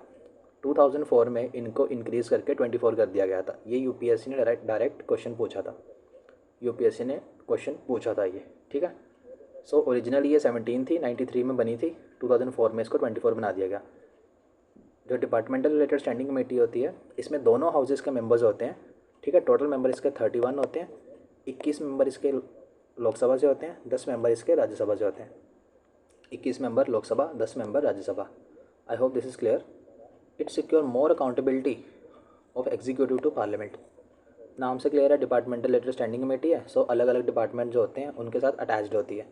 पार्लियामेंट को ये हेल्प करती है इन डिबेटिंग बजट इफेक्टिवली। ठीक है, फॉर एग्जांपल कोऑपरेटिव मिनिस्ट्री है अपना, डिफेंस है, होम है, एजुकेशन है, फाइनेंस है, अलग अलग है। सो उनके साथ एक डिपार्टमेंट अटैच्ड होगा, उनके जो मैटर्स होंगे उसको एग्जामिन करेगा, जो ग्रांट्स होंगी उनको एग्जामिन करेगा। उसके बाद क्या होगा, पार्लियामेंट को बताएगा, अपनी रिपोर्ट देगा, so that parliament can debate effectively. इसके मेंबर इलेक्ट नहीं होते, ये मैंने ऊपर बताया था कि जो डिपार्टमेंटल रिलेटेड स्टैंडिंग कमेटी होती है उसके मेंबर इलेक्ट नहीं होते, उनको अपॉइंट किया जाता है by the presiding officer. Presiding officer nominate करते हैं इनके मेंबर्स को, दोनों हाउसेस के। ठीक है, जो स्पीकर है वो 21 मेंबर्स को नॉमिनेट करेगा, जो चेयरमैन है वो 10 मेंबर्स को नॉमिनेट करेगा। सिंपल। आई होप ये चीज़ आपको क्लियर है। ठीक है, इनके मेंबर्स इलेक्ट नहीं होते, अपॉइंट किए जाते हैं। ठीक है, नॉमिनेट होते हैं, अपॉइंट किए जाते हैं। देन मिनिस्टर इसका मेंबर नहीं बन सकता। अगेन, मिनिस्टर कोई भी पार्लियामेंट्री कमेटी का भाई मेंबर नहीं बन सकता। सिंपल, ये बात याद रखो, कोई भी कमेटी, पार्लियामेंट्री कमेटी जो है उसका मिनिस्टर मेंबर नहीं बन सकता। हर कमेटी की टर्म एक साल होती है, चाहे वो इलेक्ट हो रहे हैं चाहे वो नॉमिनेट हो रहे हैं। बस ये भी चीज़ याद रखना, सिर्फ एक साल टर्म होगी, मिनिस्टर मेंबर नहीं बन सकता बस। If member of DRSC become minister, his seat in DRSC is vacated. Simple. अगर कोई मेंबर है DRSC का, मेंबर मीन्स MP, कोई MP DRSC का मेंबर बन जाता है और बाद में उसको मिनिस्टर बना दिया जाता है, बाद में वो मिनिस्टर बन जाता है, तो उसकी जो सीट होगी ना उस डिपार्टमेंटल रिलेटेड स्टैंडिंग कमेटी में, वो खाली हो जाएगी। उसकी जगह पे जो स्पीकर होगा या फिर जो चेयरमैन होगा किसी और मेंबर को नॉमिनेट कर देगा। सिंपल ये बताना चाह रहा है ये कि मिनिस्टर मेंबर नहीं बन सकता किसी भी कमेटी का, DRSC हो चाहे या कोई भी हो। DRSC में DRSC टोटल इनका नंबर मैंने बताया कि 24 है ना। जो DRSC है, departmental related standing committee, total 24 है, ओरिजिनली 17 थी। ठीक है, अब 24 का नंबर जो है वो 16 जो है ना वो लोकसभा के अंदर है कमेटीज़, 8 जो है हमारी राज्यसभा में है। 16 प्लस 8 24 हो जाएगा, 16 प्लस 8 हो जाएगा हमारा 24, है ना। सो लोकसभा के अंदर कितनी DRSC हैं, 16 है, एंड राज्यसभा के अंदर हमारी 8 है। राज्यसभा में 8 एंड लोकसभा में 16, ठीक है, टोटल 24 है। ओरिजिनली 17 थी, 2004 में इसको 24 बना दिया गया। It examine bills related to concern ministry, जैसा कि मैंने बोला कि हर मिनिस्ट्री के साथ एक डिपार्टमेंट अटैच होता है, उसके रिलेटेड जो बिल्स होते हैं उसको ये एग्जामिन करती है, ठीक है। एंड सिर्फ उन्हीं बिल को एग्जामिन करेगी जो इंट्रोड्यूस किए गए हैं एंड इसको भेजे गए हैं इस कमेटी को, उसके अलावा कोई भी बिल को एग्जामिन नहीं करेगी। It consider annual report of ministries and departments, her ministry की एनुअल रिपोर्ट होती है, ठीक है, kind of you can say balance sheet, एक तरह की बैलेंस शीट ही होती है, उसको एग्जामिन करती है। Consider national basic long term policy document, एक ये इस तरह का डॉक्यूमेंट होता है national basic long term policy document, उसको ये एग्जामिन करती है। मीन्स हर मिनिस्ट्री का अलग से डॉक्यूमेंट होगा, विजन होगा, एक तरह का एक विजनरी डॉक्यूमेंट होगा, उसको ये एग्जामिन करेगी, उसको ये एग्जामिन करेगी, ठीक है। Then consider demand for grant of concern ministry, जैसा मैंने बताया था ऊपर कि जो ग्रांट्स होती है, हर मिनिस्ट्री जो होती है बजट से पहले कुछ डिमांड रखती है ग्रांट के लिए, सो ये उसको एग्जामिन करती है, उसको एग्जामिन करती है before being discussed and voted इन लोकसभा। ये चीज़ इंपॉर्टेंट है, ये चीज़ ट्विस्ट है, ये चीज़ इंपॉर्टेंट है, बिकॉज हमने देखा कि जो एस्टीमेट कमेटी थी, वो क्या करती थी, वो ना ग्रांट्स को डिस्कस करती थी जब उनके ऊपर वोट हो जाती थी, वो क्या करती थी, तब उनको डिस्कस करती थी, मतलब कि उसमें होता था पोस्टमार्टम। बट जो डिपार्टमेंटल रिलेटेड स्टैंडिंग कमेटी है, इसमें पोस्टमार्टम नहीं होता, इसमें जो ग्रांट मिनिस्ट्री कर रही है डिमांड, जिस जिस अमाउंट की मिनिस्ट्री डिमांड कर रही है ना, उसको पहले ही डिस्कस कर लिया जाता है, वोट होने से पहले, लोकसभा में वोट होने से पहले ही उस ग्रांट को डिस्कस किया जाता है, किसमें, डिपार्टमेंटल रिलेटेड स्टैंडिंग कमेटी में, इसको याद रखना, ठीक है। बट जो एस्टिमेट कमेटी थी उसमें इसका उल्टा होता है, जब वोट हो जाती है वो फिर जाके डिस्कस करता है उस ग्रांट को, सो उसमें होता है postmortem. But departmental related standing committee में पोस्टमार्टम नहीं होता, इसमें डिमांड को पहले ही डिस्कस कर लिया जाता है। आई hope this is clear. It can not suggest cut motion like, ठीक है, कट मोशन मैंने बताया हुआ पार्लियामेंट वाले चैप्टर में क्या होता है। फॉर एग्ज़ाम्पल कोई पॉलिसी है, कोई मिनिस्ट्री है, वो 100 करोड़ की डिमांड कर रही है, सो कट मोशन क्या होगा, वो बोलेगा कि इसका अमाउंट रिड्यूस कर दिया जाए 1 रुपीज़, मीन्स इसको अमाउंट ये मना कर दिया जाए, इसको 1 रुपी भी नहीं देना, उसका ये मतलब होता है। सो ये वाली कमेटी है DRSC, ये चीज़ को रिकमेंड नहीं कर सकती। लिमिटेशन क्या है इसकी, it can not consider day to day matters, ये सभी कमेटीज़ में होंगे यार, सिंपल है, ये कॉमन पॉइंट्स हैं जो याद रखना, कोई भी कमेटी डे टू डे काम को नहीं उठा सकती। Should not consider matter which are dealt by other parliamentary committees, ये भी चीज़ कॉमन है, अगर कोई पार्लियामेंट्री कमेटी ऑलरेडी है किसी टॉपिक के ऊपर, वो वाला मैटर कोई और कमेटी नहीं उठाएगी, ऐसे क्या होगा ना, डबल लेबर हो जाएगी, दैट्स वाई, सिंपल। इसका मेरिट क्या है, it can take experts opinion and invite eminent ones. इस जो DRSC होती है, इसका मेन फंक्शन ये होता है, इसका मेन बेनिफिट ये होता है कि ये जो आउटसाइडर्स हैं, आउटसाइडर मीन्स उसको मेंबर नहीं बना सकती ऑल्दो, बट उनका ओपिनियन ले सकती है। फॉर एग्जांपल फाइनेंस मिनिस्ट्री के साथ अटैच्ड एक डिपार्टमेंट होगा, DRSC होगी, है ना। सो जिनके पास इकोनॉमिक्स में, फाइनेंस में, पब्लिक अफेयर्स में, पब्लिक अकाउंट्स में नॉलेज होगी, उन एक्सपर्ट्स का ये ओपिनियन ले सकती है जो DRSC होती है। Opposition and Rajya Sabha has more से, कितने मेंबर्स होते हैं, 31 मेंबर्स होते हैं, 21 + 10, है ना। सो दोनों का रोल होता है, अपोजिशन का भी है, राज्यसभा का भी। फ्लेक्सिबल प्रोसीजर होता है इसका, एंड कोई पार्टी बायस नहीं होती इसमें, बिकॉज दोनों हाउसेस के मेंबर्स होते हैं इसमें, अपोजिशन के मेंबर्स भी होते हैं, हमारी रूलिंग पार्टी के मेंबर्स भी होते हैं, दैट्स वाई। ये था हमारा DRSC। Moving next is committee to inquire. Committee, इसमें 3 कमेटीज़ थी हमने देखा, कमेटी ऑन पिटिशन, ये क्या करती है, जितने भी पिटिशन होते हैं बिल्स के ऊपर एंड मैटर्स के ऊपर ऑफ पब्लिक इम्पोर्टेंस, उसको ये एग्जामिन करती है, ठीक है। Entertain representation from individuals and association on matter related to union subject.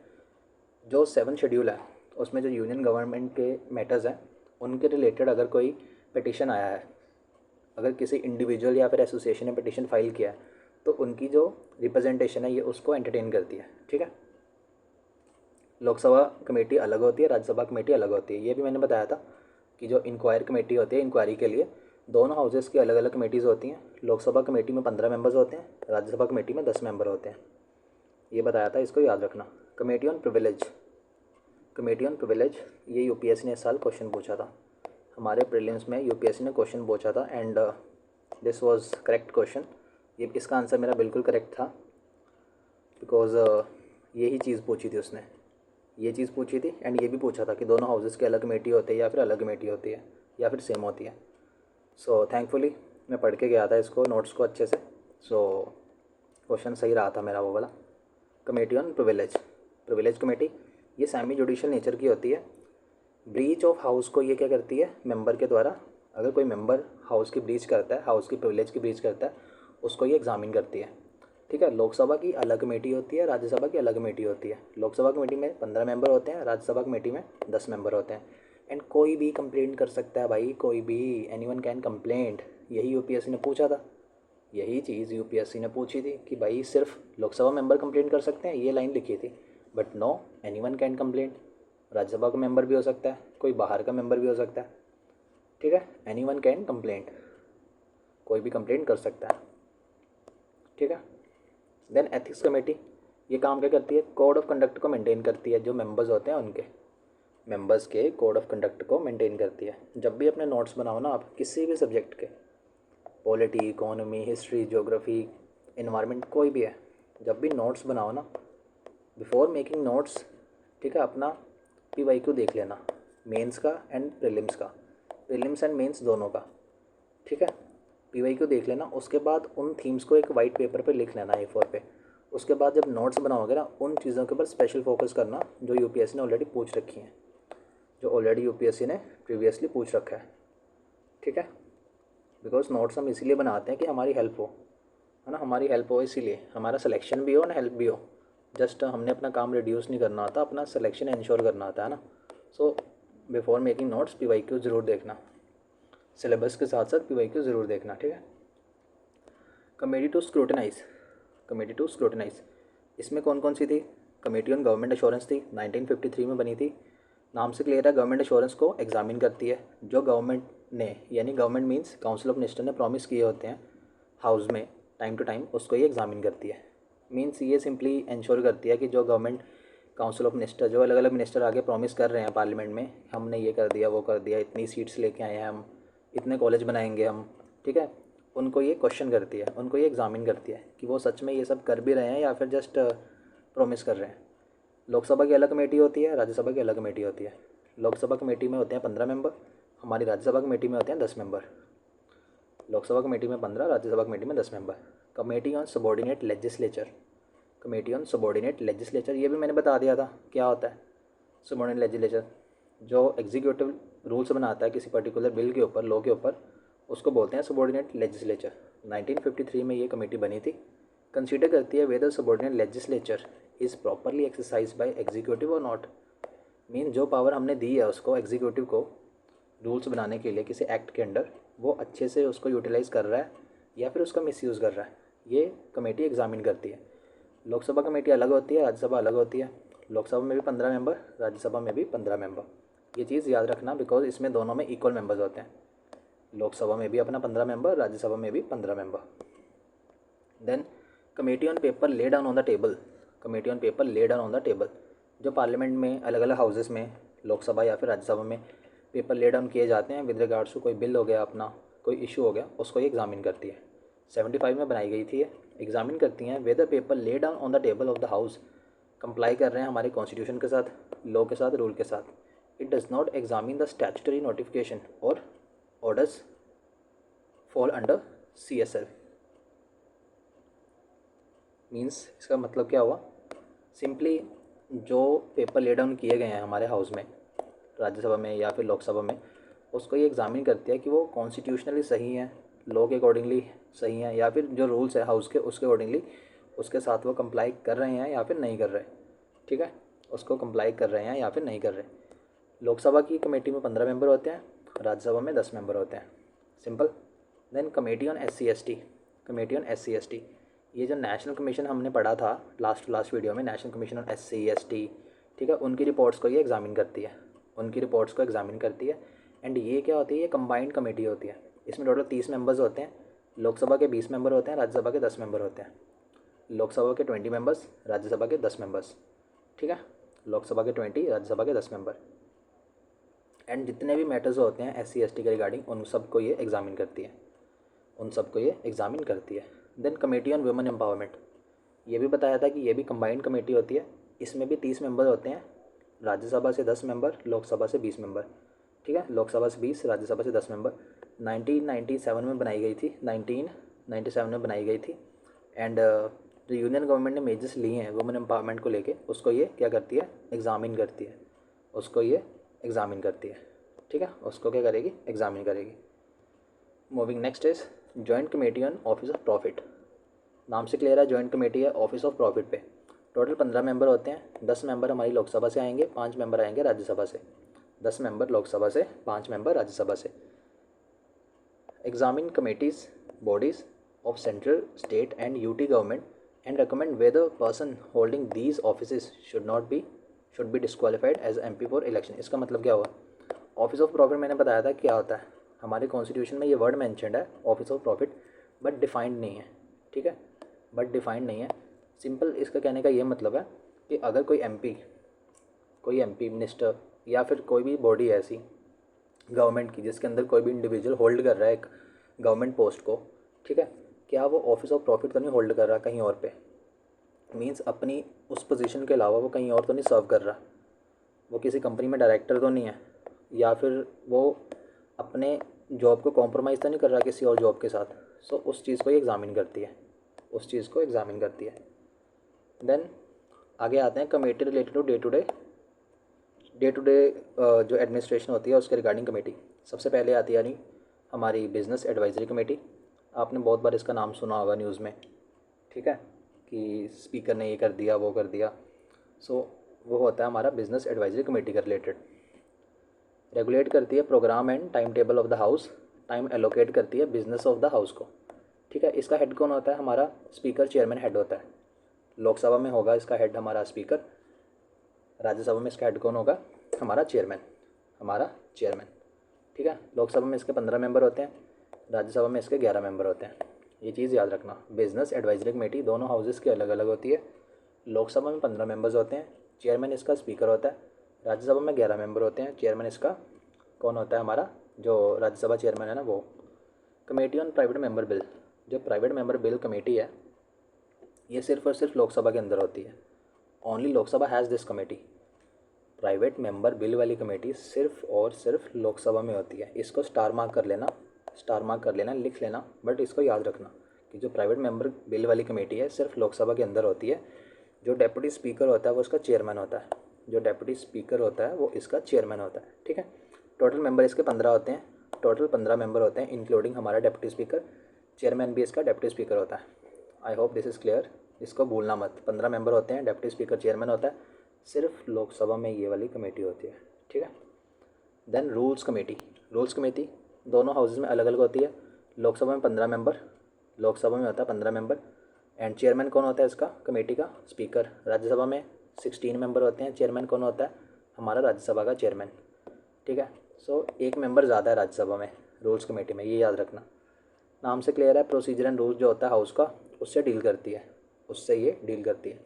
Committee on absence means जो MPs 60 दिन से ज़्यादा 60 डेज से ज़्यादा एब्सेंट है विदाउट परमिशन, बिना परमिशन के हाउस की 60 डेज से ज़्यादा कोई MP अगर एब्सेंट रहता है तो उस चीज़ को ये इंक्वायर करती है कि भाई वो एब्सेंट क्यों है, जेन्युइन रीज़न है या फिर क्या एक्शन लेना चाहिए, उस चीज़ को डिस्कस करती है।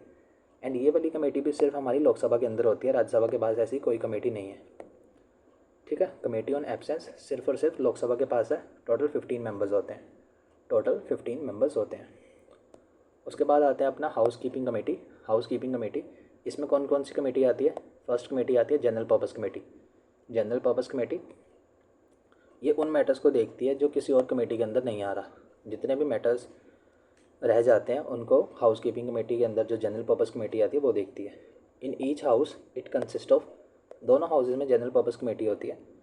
ठीक है, उस कमेटी में कौन होता है, प्रिजाइडिंग ऑफिसर होता है, डेप्यूटी स्पीकर या फिर चेयरमैन होता है, पैनल ऑफ चेयरपर्सन होता है जो 10 मेंबर्स होते हैं ना दोनों हाउसेस में बताया था वो होते हैं, चेयरपर्सन होते हैं इसमें डिपार्टमेंटल रिलेटेड स्टैंडिंग कमेटी में। लीडर होते हैं recognised plus other nominated by presiding officer. जो रिकॉग्नाइज्ड पॉलिटिकल पार्टीज़ हैं उनके लीडर्स होते हैं, एंड जो मेंबर्स को प्रिजाइडिंग ऑफिसर यानी हमारा स्पीकर या फिर चेयरमैन नॉमिनेट करता है वो भी इसके मेंबर होते हैं। सो ये लार्ज कमेटी होती है, काफ़ी बड़ी कमेटी होती है, जनरल पर्पस कमेटी। ठीक है। उसके बाद आती है हाउस कमेटी। ये डील करती है रेजिडेंशियल फैसिलिटीज़ से जो एमपीज़ को दी जाती है दिल्ली में।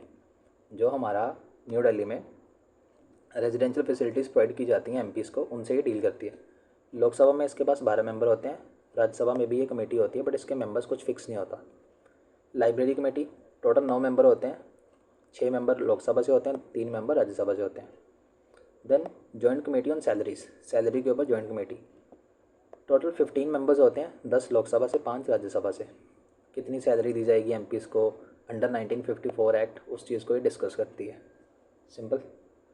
देन कंसल्टेटिव कमेटी के ऊपर आते हैं अब। कंसल्टेटिव कमेटी ये भी पढ़ाया था ऊपर, ये भी ऊपर बताया था अभी इसको थोड़ा डिटेल में देख लेते हैं। These are attached to various ministries and department. ये अटैच्ड होती हैं अलग अलग मिनिस्ट्री से, डिपार्टमेंट से। इसके मेंबर्स जो हैं दोनों हाउसेज से होते हैं। एंड ये जो कंसल्टेटिव कमेटी है ये पार्लियामेंट्री कमेटी नहीं होती, ये मैंने ऊपर बता दिया ऑलरेडी। जो मिनिस्टर इन चार्ज होता है उस डिपार्टमेंट का, ये उसका कमेटी का चेयरमैन एक्ट करता है। कंसल्टेटिव कमेटी जो होती है अलग अलग मिनिस्ट्री के साथ, डिपार्टमेंट के साथ अटैच होती है। जो मिनिस्टर होता है जिसके साथ ये अटैच्ड है, ठीक है, वो इसका चेयरमैन होता है। मैंने बताया था कि पार्लियामेंट्री कमेटी का मेंबर्स, चेयरमैन छोड़ो, मेंबर भी मिनिस्टर नहीं बन सकता। अगर मिनिस्टर उस कमेटी का मेंबर है तो वो पार्लियामेंट्री कमेटी नहीं है। सिंपल। कंसल्टेटिव कमेटी में मिनिस्टर चेयरमैन होता है। ये इनफॉर्मल डिसीजन मेकिंग बॉडी होती है एक तरह की, जिसमें एमपीज़ होते हैं अलग अलग पार्टीज़ के, एंड मिनिस्टर होता है। सिंपल। एंड इसको कौन बनाता है? जो मिनिस्ट्री ऑफ पार्लियामेंट्री अफेयर्स है वो बनाती है। जो मिनिस्ट्री ऑफ पार्लियामेंट्री अफेयर्स है ना, वो कंसल्टेटिव कमेटीज़ को बनाती है, जिसमें अलग अलग पार्टीज़ के एमपीज़ होते हैं एंड मिनिस्टर होता है साथ में। सिंपल। देन ये जो कमेटी होती है इसकी मेंबरशिप टेम्परेरी होती है। मेंबरशिप टेम्परेरी होती है मींस 1 साल के लिए कोई भी इंसान इसका मेंबर नहीं रहता। उसकी मर्ज़ी है मेंबर की, वो जाना चाहे तो 1 दिन में जा सकता है, 2 दिन में जा सकता है। इसके मेंबर जो होते हैं ज़्यादा से ज़्यादा 10 to 30 होते हैं, 10 to 30 होते हैं। एंड जब हमारी लोकसभा डिज़ोल्व हो जाती है तब ये कमेटी, कंसल्टेटिव कमेटी, अपने आप डिज़ोल्व हो जाती है, अपने आप डिज़ोल्व हो जाती है। ठीक है। जब नई लोकसभा बनाई जाती है तब कंसल्टेटिव कमेटी भी बनाई जाती है, बिकॉज मैंने बताया कि इसका जो चेयरमैन होता है वो मिनिस्टर होता है। सो मिनिस्टर ही नहीं रहा अगर, तो कमेटी भी क्यों रहेगी, है ना। अगर मिनिस्टर नहीं रहा तो कमेटी क्यों रहेगी। सिंपल। उसके बाद आता है informal consultative committee for railway zone. इसमें जो आप जानते होंगे कि हमारा इंडिया जो है वो अलग अलग जोन्स में डिवाइडेड है, नॉर्दर्न जोन, सेंट्रल जोन, है ना, रेलवे के अकॉर्डिंगली। सो जो उन जोन से बिलोंग करते हैं एमपीज़ वो इसके मेंबर्स होते हैं। ठीक है। एंड जब पार्लियामेंट सेशन में होती है तब ही ये अपनी मीटिंग्स को करते हैं। जब पार्लियामेंट हमारी सेशन में होगी तब ये अपनी मीटिंग्स को करेंगे। आई होप दिस इज़ क्लियर। ठीक है। नाउ मूविंग ऑन टू ये वाली committee, parliamentary committee on official language. ये वैसे तो इसका नाम ऐसा है, parliamentary committee on official language, but ये जो है हमारी ऑफिशियल लैंग्वेज एक्ट के अंदर बनाई गई है। ये कमेटी स्टैचूटरी कमेटी है। ठीक है। ये स्टैचूटरी कमेटी है, parliamentary committee on official language. हमारा जो ऑफिशियल लैंग्वेज एक्ट है उसके अंदर बनाई गई थी। 1976 में इसको बनाया गया था। टोटल 30 मेंबर होते हैं इसके, 20 लोकसभा से, 10 हमारी राज्यसभा से। Parliamentary committee on official language, अगर आपसे यूपीएससी पूछे कि ये ओरिजिनली थी हमारे पास, मीन्स सिंस इंडिपेंडेंस थी, दैट वुड बी रॉन्ग, वो गलत होगा। बिकॉज इसको ऑफिशियल लैंग्वेज एक्ट जो 1963 आया था उसके अंदर बनाया गया था। बनी कब थी ये? 1976 में बनी थी। 1976 मीन 13 ईयर्स के बाद, 13 ईयर्स के बाद बनी थी ये। 1976 में बनी थी parliamentary committee on official language. 30 member होते हैं, 20 लोकसभा से, 10 राज्यसभा से। ये अपनी रिपोर्ट प्रेसिडेंट को देती है, यही तो स्पेशल बात है इसकी। ये हाउस को रिपोर्ट नहीं देगी, स्पीकर को रिपोर्ट नहीं देगी, चेयरमैन को रिपोर्ट नहीं देगी। किसको देगी? प्रेसिडेंट को देगी। कमेटी ऑन ऑफिशियल लैंग्वेज किसको रिपोर्ट देती है? हमारे प्रेसिडेंट को देती है। इसको याद रखना, ठीक है। Committee on official language report किसको देगी? प्रेसिडेंट को देगी। किसको देगी? प्रेसिडेंट को देगी। प्रेसिडेंट जो है इस रिपोर्ट को दोनों हाउसेस के आगे रखता है, एंड अगर कोई स्टेट से रिलेटेड रिपोर्ट है तो वो स्टेट को आगे सेंड कर देता है। प्रेसिडेंट जो है ऑफिशियल लैंग्वेज कमेटी की रिपोर्ट को दोनों हाउसेस के आगे रखेंगे। अगर कोई रिपोर्ट किसी स्टेट से रिलेटेड है तो स्टेट को भेज देंगे। इसका चेयरमैन कौन इलेक्ट करता है? खुद मेंबर्स इलेक्ट करते हैं। हमने ऊपर देखा कि जो चेयरमैन थे ना, वो स्पीकर अपॉइंट करता था। जो स्पीकर था या फिर चेयरमैन था ना राज्यसभा का, वो अपॉइंट कर देता था उन मेंबर्स में से जिनको इलेक्ट किया गया। बट जो ऑफिशियल लैंग्वेज कमेटी है, उसका चेयरमैन इलेक्ट होता है। उसका चेयरमैन वही इलेक्ट होता है, ठीक है, नॉमिनेट नहीं होता। मेंबर्स जो होते हैं वो खुद क्या करते हैं, इलेक्ट कर लेते हैं अपने में से चेयरमैन को। एंड जो होम मिनिस्टर होता है ना, वो इसका परमानेंट चेयरमैन होता है बाय कन्वेंशन। ये कन्वेंशन है कि होम मिनिस्टर इसका चेयरमैन होगा, होम मिनिस्टर इसका चेयरमैन होगा। एंड इसका पर्पज़ क्या है? Promotion of Hindi language. Promotion of Hindi language इसका पर्पज़ है। हिंदी लैंग्वेज को प्रमोट करना इसका पर्पज़ है। एंड इसका चेयरमैन कौन होता है? बाय कन्वेंशन इसका चेयरमैन होम मिनिस्टर होता है। अगर आपसे यूपीएससी पूछे कि कमेटी ऑन ऑफिशियल लैंग्वेज का चेयरमैन होम मिनिस्टर होता है बाय डिफ़ॉल्ट या फिर एक्स ऑफिशियो, कुछ भी बोल लो, तो वो करेक्ट ऑप्शन होगा, ठीक है। कमेटी ऑन ऑफिशियल लैंग्वेज का चेयरमैन कौन होता है? होम मिनिस्टर होता है। कमेटी किसको रिपोर्ट सेंड करती है? प्रेसिडेंट को करती है, ठीक है, प्रेसिडेंट को करती है। अब आते हैं ऑफिशियल लैंग्वेज एक्ट के ऊपर, ये भी थोड़ा सा कवर कर ही लेते हैं, ठीक है।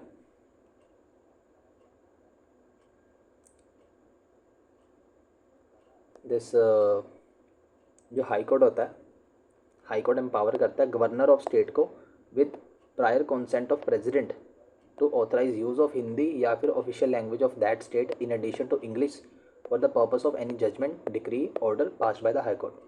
इसका मतलब क्या हुआ?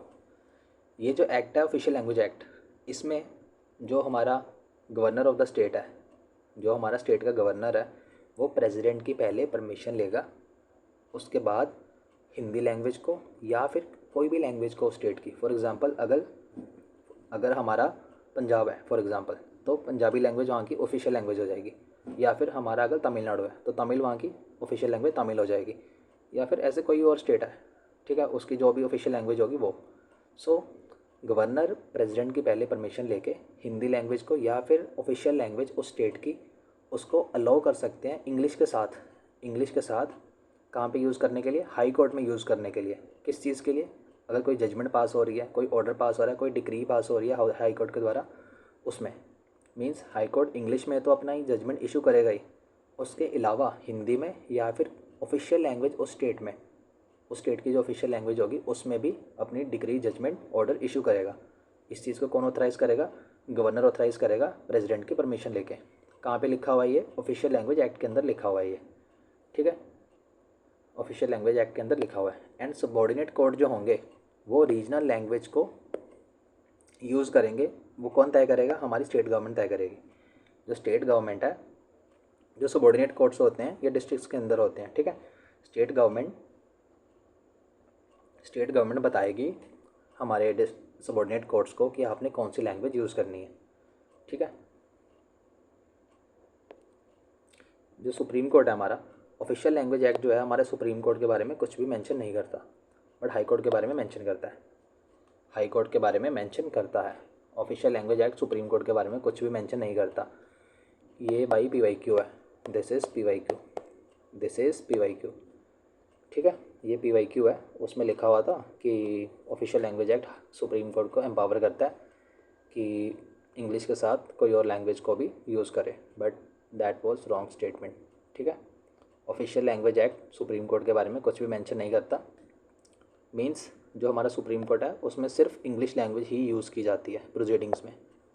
हमारे सुप्रीम कोर्ट में सिर्फ इंग्लिश लैंग्वेज को यूज़ किया जाता है, सिर्फ और सिर्फ इंग्लिश लैंग्वेज को ही यूज़ किया जाता है, ठीक है। Official language act supreme court के बारे में कुछ भी मेंशन नहीं करता, ठीक है। आर्टिकल 348(2), इसमें क्या लिखा हुआ है? आर्टिकल 348(2) क्या बोलता है? Government with consent of, simple यार, आर्टिकल 348 जो बोलता है ना, ये बोलता है कि कौन सी लैंग्वेज हमारे सुप्रीम कोर्ट में एंड हाई कोर्ट में यूज़ की जाएगी। कौन सी लैंग्वेज सुप्रीम कोर्ट में, हाई कोर्ट में एंड जो हमारे एक्ट्स होते हैं पार्लियामेंट के या फिर स्टेट के, उसमें कौन सी लैंग्वेज यूज़ की जाएगी, ठीक है। ये बोल रहा है कि गवर्नर जो है, गवर्नर प्रेसिडेंट की परमिशन लेके हिंदी को या फिर ऑफिशियल लैंग्वेज को अलाउ कर सकता है प्रोसीडिंग्स ऑफ हाई कोर्ट में, except for any final judgment, decree, order जो इंग्लिश में दिया जाएगा। आर्टिकल 348 बोलता है क्या बोलता है कि गवर्नर प्रेसिडेंट की परमिशन लेके हिंदी लैंग्वेज को या फिर कोई और लैंग्वेज को उस स्टेट की अलो कर सकता है जो हाई कोर्ट यूज़ करेगा, जो हाई कोर्ट यूज़ करेगा। सो ये था हमारा हमारा कमेटीज़ वाला चैप्टर यहाँ पे ख़त्म होता है। ये सब चीज़ें जो लिखा हुआ है यहाँ पे ये ऐसे ही है, ठीक है। ये मुझे लगा था ज़रूरी है, मैंने लिख लिया था ऐसे ही, ठीक है। सो यहाँ पे हमारा कमेटीज़ वाला जो चैप्टर था ओवर होता है। आई होप आपको अच्छा लगा होगा, ठीक है। कोई डाउट हो आपकी, कोई क्वेरी हो, कुछ समझ ना आया हो, कुछ भी हो, जस्ट टेक्स्ट मी, ठीक है। कमेंट कर देना, टेक्स्ट कर देना, कुछ भी कर देना। I will reply you ASAP, ठीक है, as soon as possible. Till then you keep studying, keep revising and इस टाइम पे आई नो कि अगर आप UPSC टारगेट कर रहे हो, if you are targeting UPSC 2025 2025 अगर आप टारगेट कर रहे हो ना, तो इस ये जो टाइम है आपके पास, टुडे इज़ August 16, है ना। इस टाइम को आप अभी लेज़ी मत होना प्लीज़, क्योंकि इसी टाइम पे ना बच्चे हो जाते हैं लेज़ी, बिल्कुल स्लो चलते हैं, बिल्कुल स्लो चलेंगे। जैसे ही जनवरी आएगा उनका माइंड अलर्ट हो जाएगा कि यार प्रीलिम्स आ रहा है। फिर फरवरी में हमारी नोटिफिकेशन आ जाती है, उसके बाद तो सभी बच्चे मेंस का पढ़ना बंद कर देते हैं, फिर प्री उठा लेते हैं। फिर अगर आपका कल को प्री निकल जाएगा तो आप साइकिल में फंस जाओगे। 3 मंथ होंगे आपके पास, आपका मेंस रेडी नहीं है, ऑप्शनल रेडी नहीं है, प्री क्लियर हो जाएगा, मेंस क्लियर नहीं होगा। ये सेम चीज़ मेरे फ्रेंड के साथ हुई है और उसके साथ 2 बार होती आ रही है। दोनों बार उसका प्री निकल जाता है, दोनों बार उसका प्री निकल गया, मेंस उसका रेडी नहीं था, ऑप्शनल उसका रेडी नहीं था, सिर्फ अराउंड 60% ऑप्शनल रेडी था, आंसर राइटिंग उसने की नहीं थी। क्या फ़ायदा प्री निकलने का कोई फ़ायदा नहीं है, बिकॉज अल्टीमेट गोल तो पूरा एग्ज़ाम क्लियर करने में है।